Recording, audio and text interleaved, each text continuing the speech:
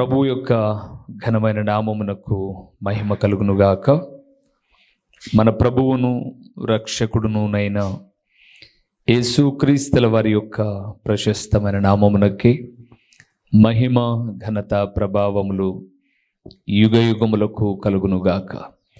సర్వాధికారి అయిన దేవుడు మనకు అనుగ్రహించిన మరొక శ్రేష్టమైన శుభదినములో ఈ రీతిగా దేవుని పరిశుద్ధ సన్నిధానములో కూర్చొని దేవాది దేవుని మాటలు వినే భాగ్యాన్ని దయచేసిన దేవునికి మనం ఎంతగానో రుణస్థులమై ఉన్నాము, కృతజ్ఞులమై ఉన్నాము.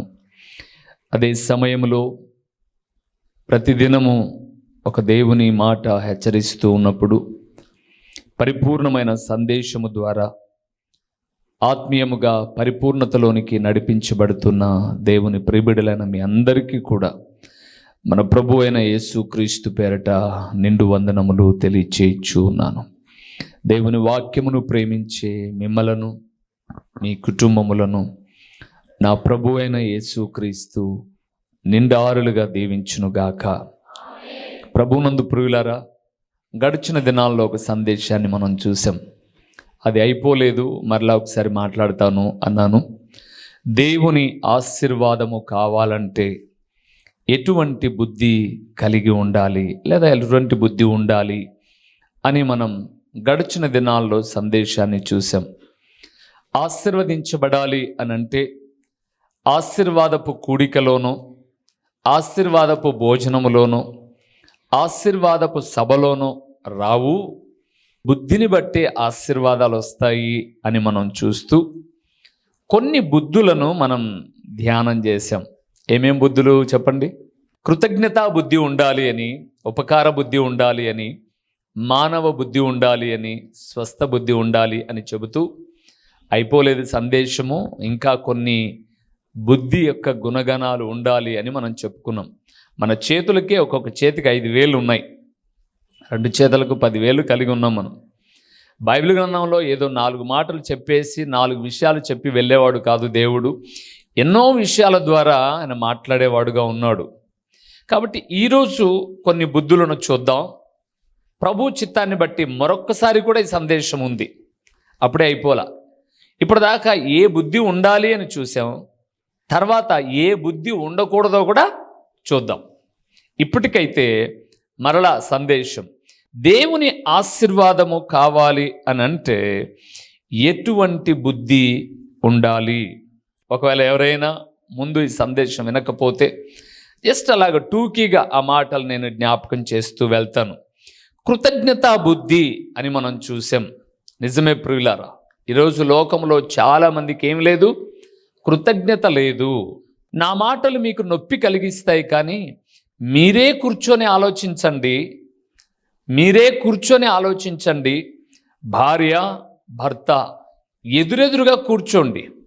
భోజనానికి కూర్చుంటారు కదా, ఆ టైంలో ఎదురెదురుగా కూర్చొని, ఏమండి నిజమే కదా, పెళ్ళి కాకముందు మనం మందిరం పట్టుకొని మ్యాచింగ్ డ్రెస్సులు వేసుకున్నాం కదండి, నువ్వు ఆ పక్క రా, నేను ఈ పక్క వస్తా అని సేవకునికి తెలియకపోయినా మనం ఒకరికొకరు మెయింటైన్ చేసుకుంటూ, చూపులు కలుపుకుంటూ, మనసులు కలుపుకుంటూ ఎంతగా దేవుని మందిరాన్ని పట్టుకున్నాం. తర్వాత ఉద్యోగం లేకపోతే కూడా అయ్యో దేవుని మందిరంలోనే ఎప్పుడూ ఉంటూ వచ్చాం. ఇప్పుడు ఉద్యోగం వచ్చిన తర్వాత ఏమైందండి మనకు బుద్ధి? ఏమైంది మనకు కృతజ్ఞత? అంటే దేవుడు మనల్ని దీవించి తప్పు చేశాడా అని మాట్లాడుకోండి. నేను ఏదైనా జరిగేటప్పుడు మీరు నమ్మండి, నమ్మకపోండి, నేను తప్పుగా మాట్లాడినా, పొరపాటుగా మాట్లాడినా, లేదా సూటిగా మాట్లాడినా మరలా నేను మా ఇంట్లో రివిజన్ చేసుకుంటా. నేనేమైనా కొంచెం తొందరపడి మాట్లాడానా, లేకపోతే ఎవరైనా మాట్లాడుతున్నప్పుడు నేను విన్న దానిలో లేదా నేను చెప్పిన దానిలో ఏమైనా లోపం ఉందా అని చూసుకొని మొహమాటం లేకుండా ఇది ఇలాగా కాదు కదా అని అనుకున్నప్పుడు వెంటనే ఇక్కడికి వచ్చి సరెండర్ అయిపోయి క్షమాపణ అడుగుతాను. దేవా నన్ను మన్నించు, నీ కృపలో జ్ఞాపకం చేసుకో, నీ బిడ్డలకు పౌరుషం రావాలి, దేవుని సన్నిధానంలో బలపరచబడాలి అని చెప్పానే తప్ప మరొక కారణం అయితే కాదు. ఒకవేళ అలాగ కూడా నా మాటలు వారికి గాయాన్ని కలిగించుంటే దయతో నన్ను క్షమించు, నీవు క్షమిస్తే చాలు, నా మనసు నెమ్మదిగా ఉంటుంది అని నేను ప్రార్థన చేస్తాను. ఇప్పుడు నేను అడిగాను కదండి, కృతజ్ఞతా బుద్ధి. దేవుడు ఉద్యోగాలు చేసుకోవద్దనడు, దేవుడు మీ పనులు చేసుకోవద్దనడు. అంత చెడ్డవాడు కాదు దేవుడు, దేవుని సేవకుడు. అయితే మీ పనే ఆధారంగా మీరు చేసుకోమాకండి. అది ఇచ్చిన దేవుడు ఉన్నాడు చూడు, ఆయనను నిర్లక్ష్యం చేయడం అనేటటువంటిది కృతజ్ఞతాహీనత. ప్రియులారా, కృతజ్ఞతాహీనత అని చెప్తాను నేను. ఒకవేళ మాటలతో పేర్లు పెట్టి చెప్పాల్సి వస్తే, ఒకప్పుడు ఇదే మందిరంలో కిందో పైనో ఎక్కడో ఒక చోటలేండి మైకు తీసుకొని పాట పాడినటువంటి వాళ్ళు ఇప్పుడు మరలా మైక్ ఇచ్చి పాట పాడు అంటే పాడతారా? అప్పుడేమో మైక్ తీసుకొని రాగాలు తీశారు, ఇప్పుడు పాడలేదు. ఇంకా ఇచ్చి చూడండి, ఎప్పుడన్నా ఆదివారం పూట ఒక పూట బలవంతంగానే ఇగ్గకచ్చి ఇక్కడ ఇగ్గకరా, ఇగ్గకచ్చిన తర్వాత ఎవరో ఒకరు పాట పాడుతుంటారు కదా, ఇప్పుడు నువ్వు పాడొక పాటని పాడలేరు ఇప్పుడు. ఎందుకు? ఇప్పుడు భర్త వచ్చాడు, ఉద్యోగం వచ్చింది, కావలసిన గోల్డ్ వచ్చింది, మనకంటూ కుటుంబం వచ్చింది. ఇప్పుడు దేవుని అంత పరిపూర్ణంగా ఆరాధించాల్సిన అవసరంలా, ఏమంత కృతజ్ఞత ఉండాల్సిన పనులా. ఆదివారం వచ్చిపోతున్నాంగా, వచ్చే పోతావు, నువ్వు వచ్చే పోతావు. కృతజ్ఞత ఏది? దావీదు తన జీవిత కాలం అంతా ఏం కలిగి ఉన్నాడండి దేవుని ఎడల? 4 బిడ్డలను చంపాడు దేవుడు. చేసిన తప్పిదాన్ని బట్టి 4 బిడ్డలను మొత్తాడు. తన కళ్ళ ముందే తన కూతురును, చెడిచిన కొడుకును చంపేశాడు అబ్షాలోము. తన కళ్ళ ముందే తండ్రిని తరుముతున్న అబ్షాలోమును బాణం చేత విల్లెక్కు పెట్టి గురి చూసి కొట్టి చంపాడు తన మేనమామైన యోవాబు. చచ్చిపోయినా కృతజ్ఞత మాత్రములు విడిచిపెట్టలేకపోయారా? అందుకే దావీదు తరతరాలు దీవించబడ్డాయి. ఈరోజు మీరు ఒకసారి ఆలోచన చేయండి. కృతజ్ఞతా బుద్ధి మన కుటుంబంలో ఎన్ని కార్యాలు జరిగాయి. నేను అందుకే అన్నాను, నేను చెబితే మీకు గిచ్చినట్టు ఉండొచ్చు కానీ యథార్థంగా మాట్లాడతానండి. నేను ఉద్దేశంగానో దుర్బుద్ధితోనో నేను మాట్లాడను. ఇది న్యాయం కాదా అని అడుగుతాను. ఆలోచన చేయండి. న్యాయం కాదా అన్నప్పుడు అందుకే అన్నాను నేను, మీరు కూర్చోండి ఎదురుగా, మీ ఫ్యామిలీ కూర్చోండి. ఏమండి ఒకప్పుడు మనం ఎలాగున్నాం, ఏమయ్యా మనం ఎలాగున్నాం ఒకప్పుడు. నిజంగా దేవుడు తన గొప్ప కనికరాన్ని బట్టి నడిపించి ఎన్ని మేలు చేశాడండి మనకు. చచ్చిపోవాల్సిన వాళ్ళమండి మనము, బ్రతికించలేదా దేవుడు? ప్రార్థన మాత్రం చేస్తారు. ఈ 2025లో ప్రభువా మేము నమ్మకమైన నీ పరిచయం జగజగజగా చేయాలి. ఏ పొద్దు ప్రార్థనలో ఉండవు. ఏంటికి ఒట్టి ప్రార్థన?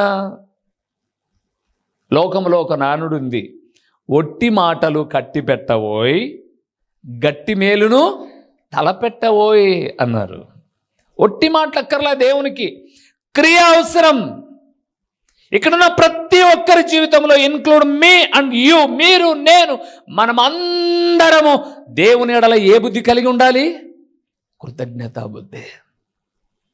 కృతజ్ఞతా బుద్ధి ప్రియుల నిద్రలో లేపిన అయ్యో నేను కృతజ్ఞత వహించవలసింది నా దేవునికి. నా స్థితి ఇది కాదు. ఒకప్పుడు మన స్థితి ఇది కాదండి. ఏ పూటకు ఆ పూట, ఏ పూటకు ఆ పూట గడిస్తే చాలనుకున్న రోజులండి దేవుడు ఎంతగా దీవించాడు. రెండవది ఆయన అన్నాడు కృతజ్ఞతా బుద్ధి తదుపరి ఏ బుద్ధి ఉండాలట? ఉపకార బుద్ధి. దేవుడు ఎన్ని మేలు చేస్తే దేవుని కొరకు మనమేం ఉపకారం చేస్తున్నాం?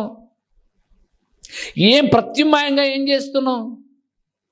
ఇప్పుడు సౌలు దావీదుకు ఉపకారం చేశాడు, తన కూతురునిచ్చి పెళ్లి చేశాడు, తన రాజ్యంలో సైన్యాధిపతిగా నిలబెట్టాడు. ఇప్పుడు దావీదు సౌలు కుటుంబం ఎడల ఎంత ఉపకారం కలిగి ఉన్నాడు. తన మనవడైన మెఫీబోషెతును తెచ్చి తన దగ్గర భోజనం పెట్టుకుంటూ ఉన్నాడు. ఒకసారి మీరు ఆలోచన చేయండి. నేను ఆలోచన చేసుకుంటుంటానండి. నేను ఎప్పుడు 6 రూపాయలండి, 600 కాదు, 60 రూపాయలు కూడా కాదు, 6 రూపాయలు ఛార్జీకి లేదు. ఒక ఊరికి ప్రార్థనకి వెళ్ళడానికి, ఒక భూస్థాపనకు వెళ్ళాలి, 6 రూపాయలు పోవడానికి లేదు, మరలా 6 రూపాయలు రావడానికి లేదు నాకు. 6 రూపాయలు ప్రియులారా. ఏం క్రీస్తు పూర్వం సంగతి అని చెప్పట్లే నేను. ఈ మందిరం కట్టిన 2006 తర్వాత చెప్తున్నాను నేను. 2006 తర్వాత నేను సేవలోకి వచ్చిన 2000 సంవత్సరం నుంచి కూడా చెప్పడట్లా. 2006 తర్వాత ఇక్కడ నుంచి అగ్రహారం అనే ఒక ఊరికి ఒక భూస్థాపన నిమిత్తమై వెళ్ళాల్సి వస్తే ₹6 ఛార్జీకి లేక మదనపడి మందిరంలోకి వచ్చి ప్రార్థన చేశాను. అప్పుడు కానుకలు పెట్టి ఉండేది మన దగ్గర. కానుకలు పెట్టులు ఎవరైనా వేసారేమో దాన్ని కూడా బీగం తీశాను. దౌర్భాగ్యం చెప్పమంటారు, దాంట్లో ₹2 ఉంది. ఎందుకంటే మన వాళ్ళు ఆదివారం కానుక వేశారంటే ఇంకా మిగతా రోజుల్లో ఏం పట్టించుకోం, మనం అడగం. ₹2 ఉంది. ప్రార్థన చేసాం ప్రియులారా. ఒక ఆయన వచ్చాడు, మీరు మా ఊరికి వచ్చారని నా ముతుకురుకు ప్రార్థన చేసి వెళ్ళారు, మా ఇంట్లో ప్రార్థన చేశారు. ఆ రోజు నేను మంచిదన్నా పోయి రాపోండి, వీళ్ళేందో కానుకల కోసం వస్తారు ప్రార్థనకు అనుకున్నాను నేను. తర్వాత మీరు ఊరు సువార్త ప్రకటిస్తుంటే, అరే ఇలాంటి సేవకుడు నా ఇంటికి వచ్చిపోతే కూడా నేను ₹100 కానుక ఇవ్వలేకపోయానని మనసు చాలా కలతగా ఉంది. అది పదే పదే పీడిస్తూ ఉంది. నేను ఇంటికి వెళ్ళేసరికి ఆయన వచ్చి కానుక ఇచ్చిపోదామని వచ్చానని కానుక ఇచ్చి కొన్ని టమోటాలు, కొన్ని ఎర్రగడ్డలు, కొన్ని మిరపకాయలు వాళ్ళ పొలం దగ్గర పండినటువంటివి తీసుకొచ్చేసి ఇచ్చి వెళ్ళాడు.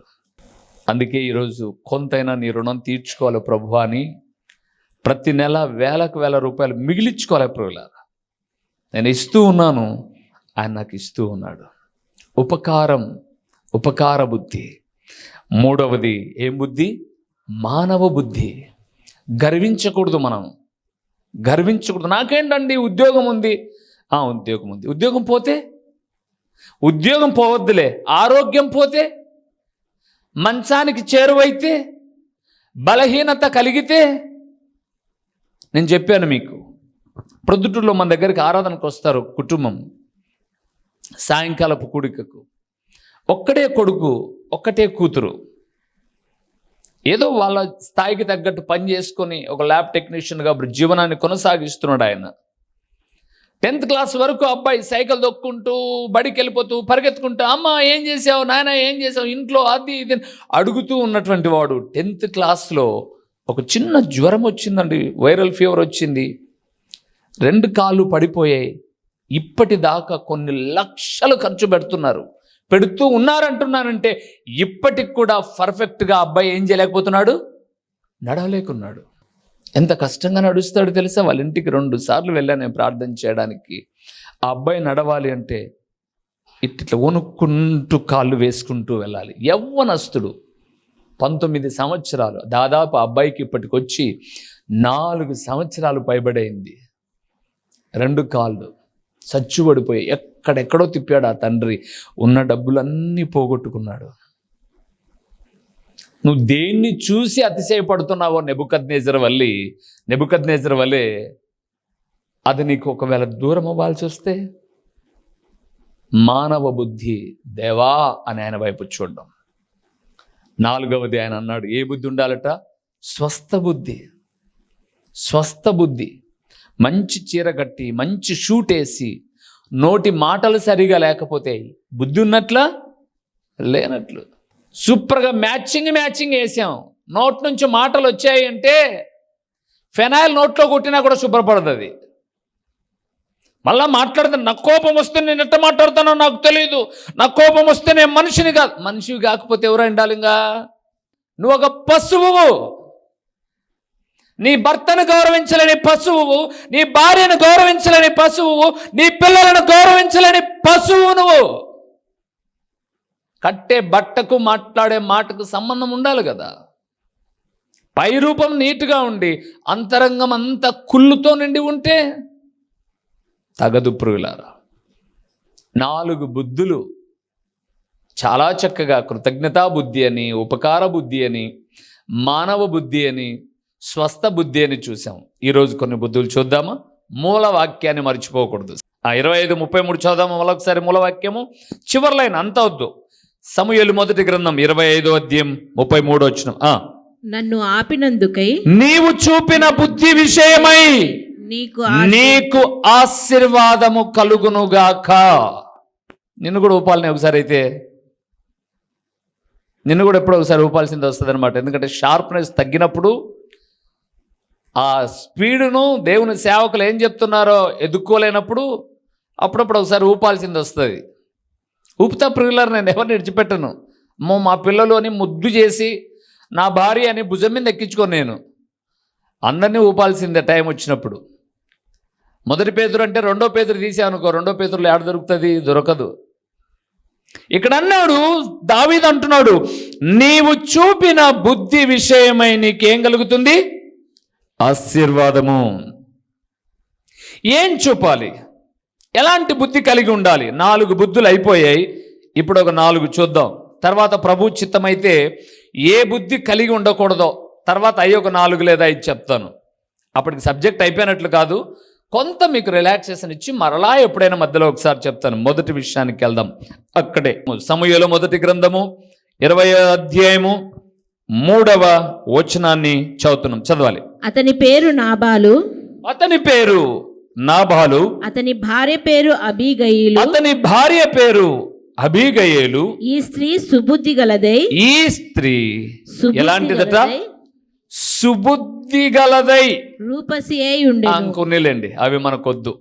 మొట్టమొదటిది ప్రియులారా, దేవుని ఆశీర్వాదము కావాలి అని అంటే సుబుద్ధి కలిగి ఉండాలి.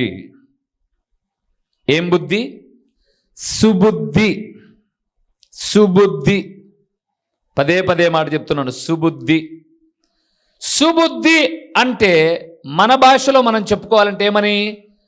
మంచి బుద్ధి. ఈమె పేరు అబీగయేలట.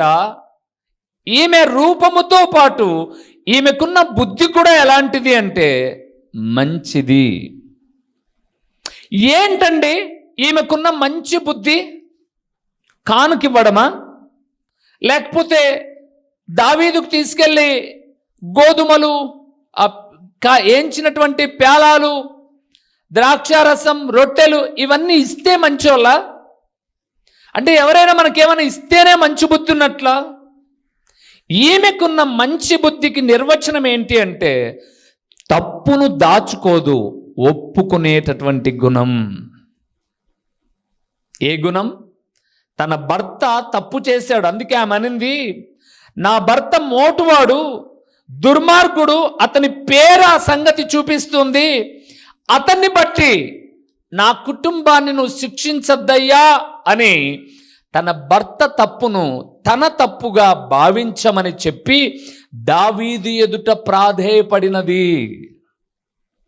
ఈరోజు స్త్రీకున్న లక్షణం ఏంటంటే తమ పిల్లలు తప్పు చేశారనుకోండి, ఏరా నువ్వు తప్పు చేయలా, మరలా ముఖమంతా చిట్లించుకొని ఉన్నావే, అంకుల్ చెప్పాడు, ఇలాగ చెప్పాడు, అలాగ చెప్పాడు అన్నావే అని అనాల్సిన తల్లిదండ్రులు ఏమంటున్నారంటే వాడిని కవర్ చేస్తున్నారు. అవునరా, మనం ఏదో చేస్తుంటాం, మనం ఏదో ఉంటాం, ఇంతగా అనాల్సిన అవసరం ఏంటి? ఆయన ఏమైనా సాగుతున్నాడా మనల్ని? దేవుని ఎందుకు ప్రియులారా, మంచి బుద్ధి కలిగిన వారు తమ తప్పును తప్పు అని ఒప్పుకుంటారు. ఎవరి మీదకైనా దొబ్బరు, వాళ్ళ మీదకి వీళ్ళ మీదకి దొబ్బరు, తమ తప్పును తప్పు అని ఒప్పుకుంటారు. 25వ అధ్యాయం అంతా మనం చూస్తే అబీగయేలు తన భర్త తప్పును నా తప్పుగా ఎంచి దయతో నా కుటుంబాన్ని జ్ఞాపకం చేసుకొని దావీదు దగ్గర మోకాళ్ళుని ప్రాధేయపడింది. ఈరోజు నన్ను అడిగితే చెప్తాను ప్రియులారా, ఇక్కడున్న వారిలో కొంతమంది భర్తలు ఇంకా బతికున్నారంటే దుర్మార్గులైన, తాగుడుబోతులైన, జూదగాళ్ళైన, తిరుగుబోతులైన ఇంకా బతికున్నారు అని అంటే భర్తలు చేసుకున్న పుణ్యం కాదు. చెప్పండి, ఎవరు చేసుకున్న పుణ్యము? పుణ్యం కూడా కాదు, భార్యలు రాజైన దేవుని ఎదుట చేస్తున్న ప్రార్థనే. దావీదు ఎదుట అబీగయేలు ప్రాధేయపడినట్టుగా ఈరోజు స్త్రీలు తమ భర్త యొక్క పాపపు స్థితిని బట్టి వాడు చేస్తే నేను పోతా ప్రభువా, ఎట్లాంటోడన్నా కానీలే, కొంచెం అటు ఉన్ని గాజులకు అడ్డం కానీ తల్లులు ఎందరో ప్రార్థన చేస్తున్నారండి, ఆడబిడ్డలు. నిజం ప్రియులారా, అందుకే వారికి అందము ఉన్నా లేకపోయినా ప్రార్థన అనేబడేటటువంటిది ఒక శ్రేష్టమైన లక్షణం ఉంది. ఈరోజు పిల్లలు దుర్మార్గులైనా బ్రతికున్నారు అంటే చాలామంది తల్లుల ప్రార్థన.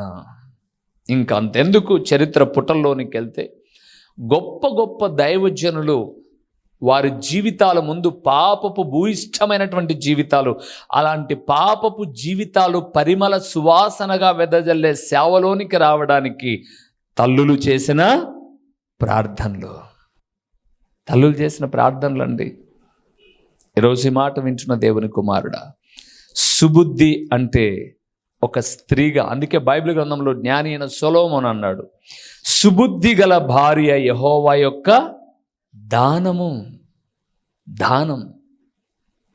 అలాంటి భార్య దొరకడం దేవుడిచ్చిన భాగ్యం. ఎందుకో తెలుసా? ఆమె తన ఇంటినంతటిని కట్టుకుంటుందండి చక్కగా. అందుకే 31వ అధ్యాయానికి సామెతల గ్రంథానికి వెళ్ళిపోతున్నప్పుడు అక్కడ గుణవతి అయిన స్త్రీ గురించి మాట్లాడుతూ ఆమెకున్న సుబుద్ధిని బట్టి తన ఇంటిని ఎంత చక్కగా కట్టుకుంటుందో చూడండి, ఎంత చక్కగా అలంకరించుకుంటుందో చూడండి. అలంకరించుకోవడం అంటే డెకరేషన్ చేయడం కాదు, ఆర్థిక స్థితిగతులను మెరుగుపరిచేటటువంటి ఒక స్త్రీ అని. ఈరోజు చాలా కుటుంబాలు అప్పుల్లోనికి వెళ్ళిపోవడానికి కారణం భార్యలే. భార్యలే. వస్తూ ఉంటే సరిపోదండి, అదేదో కొంచెం డ్యామేజ్ అయింది, ఏం చేయొచ్చు? డ్యామేజ్ను పూర్తి చేసుకోవచ్చు. దాన్ని తీసుకొచ్చి బయట పడేసుకోను కొత్తది. వీడు బాయ్ పొరకలు వేసుకోరు, ఇంకా ఏం మాట్లాడలేడు. ఇంకా కొనకపోతే ఇంట్లో శబ్దాలు ఎక్కువైతాయి, కిచెన్లో శబ్దాలు కావచ్చు, రూమ్లో శబ్దాలు కావచ్చు, ఏమేమవుతాయో తెలియదు. కాబట్టి వీళ్ళ యొక్క అవిధేయత కుటుంబానికి చాలా నష్టాన్ని ప్రియులారా. యోగ్యురాలైనటువంటి స్త్రీ తన పెనిమిటికి ఎలాగుంటుంది? ఆమె కిరీటాన్ని తెచ్చిపెడుతుంది. అందుకే 14వ అధ్యాయం సామెతల గ్రంథంలో ఆయన అన్నాడు, స్త్రీ అట, బుద్ధి కలిగిన స్త్రీ అట, తన కుటుంబాన్ని ఏం చేస్తుంది? ఆమె కట్టుకుంటుంది. ప్రియులారా, కట్టుకుంటుంది. స్త్రీలారా, మీ కుటుంబాన్ని మీరు కట్టుకుంటున్నారా, కూల్చుకుంటున్నారా? భర్త పనికి మాలోడండి, జ్ఞానం లేనోడండి, ప్రార్థనా జీవితం కలిగిన నువ్వు, పిల్లల వయసులో పెరుగుతూ ఉన్నారు, వయసుకు వస్తూ ఉన్నారు, తర్వాత పెళ్ళిడికి వస్తూ ఉన్నారు. తల్లిగా ఏ పూట ఆ పూట తెచ్చింది తిని మింగడం తప్పిని చేసి ఏదన్నా పొదుపు చేస్తున్నావా? పొదుపు చేస్తున్నావా? తీరా పెళ్ళికి నెల ఉందనంగా తెగ తొందరపడుతుంటారు అంతా, ఆడ దొరికితే ఆడ అప్పులు చేస్తుంటారు. ఇది స్త్రీ లక్షణం కాదండి. జాగ్రత్త పరురాలై రాబోయే కాలము కొరకు బహు జాగ్రత్త వహించేటటువంటిది. ఈరోజు చాలా కుటుంబాలు అవమానంతో తల దించుకోవడానికి కారణం ఏంటంటే పొదుపు లేకపోవడం.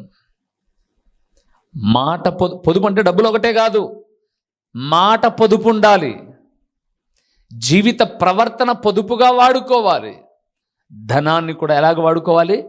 పొదుపుగా. దేవుని ఏదో దేవునికి ఇచ్చేయ్యా, దేవుని సొమ్మేం వద్దు, కానీ మన కుటుంబ జీవితంలో రాబోయే దినాల గురించి శ్రద్ధ. మేము బైబిల్ పాఠశాలకు వెళ్ళినప్పుడు వాక్యాలు నేర్చుకునేటప్పుడు ఒక గొప్ప దైవజనుడు ఉండే, చనిపోయాడు ఆయన. ఆయన అంటుండేవాడు ఎప్పుడు, నేడు కూడబెడితే రేపు కూడు పెడుతుంది అనేవాడు. నేడు కూడబెడితే రేపేం పెడుతుందంట? కూడు పెడుతుందంట. అంటే నేడు అనబడే రోజులో చాలా జాగ్రత్తగా. అబీగయల దగ్గర సమృద్ధి ఉంది, కానీ ఆపదను తప్పించుకోవడానికి భర్త తప్పిదాన్ని తన తప్పిదంగా ఎంచింది. అందుకే సుబుద్ధి కలిగిన స్త్రీ అయింది. రెండవది, సుబుద్ధి కలిగిన ఇంకొక వ్యక్తిని అక్కడే సమూయేలు గ్రంథంలో చూపిస్తాను. 18వ అధ్యాయానికి రండి ప్రియులారా. సమూయేలు మొదటి గ్రంథం 18వ అధ్యాయము 5వ వచనాన్ని చూద్దామా? 5వ వచనాన్ని చూద్దామా? దావీదు 18వ అధ్యాయం 5వ వచనం. దావీదు సౌలు తనను పంపిన చోట్లకెళ్ళను పోయి సుబుద్ధి కలిగి పని చేసుకుని వచ్చెను గనుక సౌలు యోధుల మీద అతనిని నియమించెను. చాలు ప్రియులారా. రెండవది ప్రియులారా, సుబుద్ధి కలిగిన వారు రాజు అప్పగించిన పనిని చేస్తారు. ఎవరండి రాజు దావీదుకు? సౌలు. ఇప్పుడు మనకు రాజు ఎవరు? దేవుడు. దేవుడు మన మీద ఎన్నో బాధ్యతలు పెట్టాడు.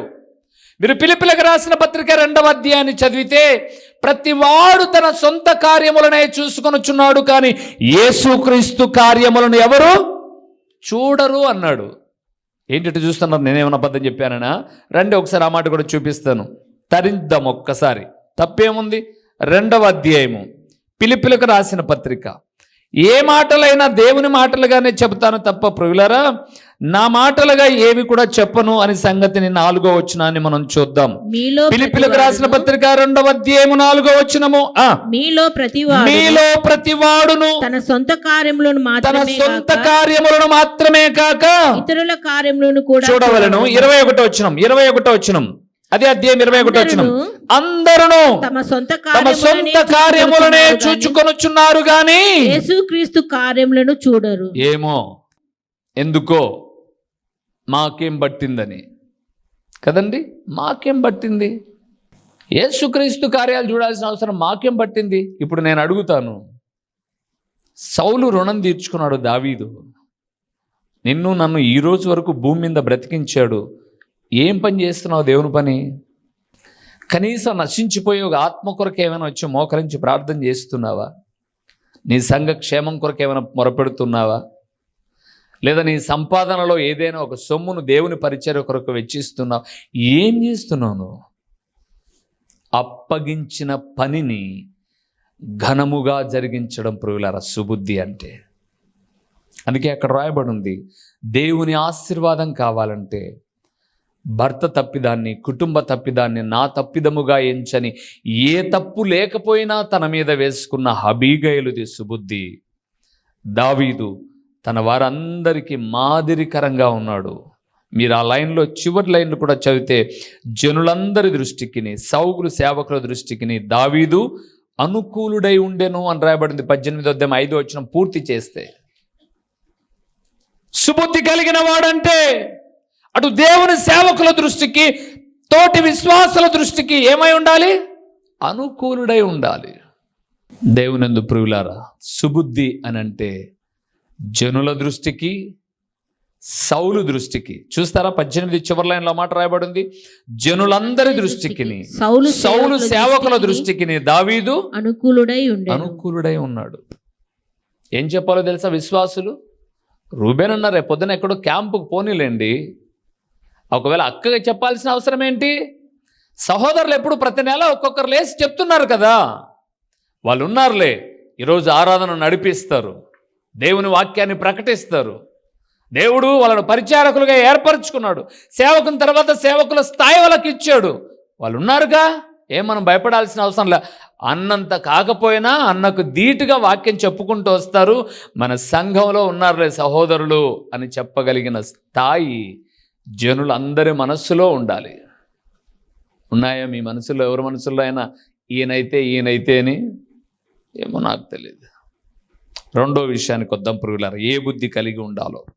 యెషయా గ్రంథం 50వ అధ్యాయము, యెషయా గ్రంథం 50వ అధ్యాయము 4-5 వచనాలు. ఏ బుద్ధి ఉండాలో 4-5 వచనాలు. 50వ అధ్యాయం యెషయా గ్రంథం 4-5 వచనాలు.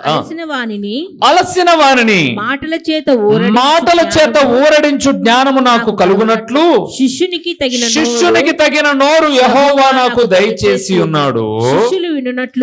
శిష్యులు వినునట్లుగా నేను వినుటకై ఆయన ప్రతి ఉదయమున నాకు వినబుద్ధి పుట్టించుచున్నాడు. వినుబుద్ధి.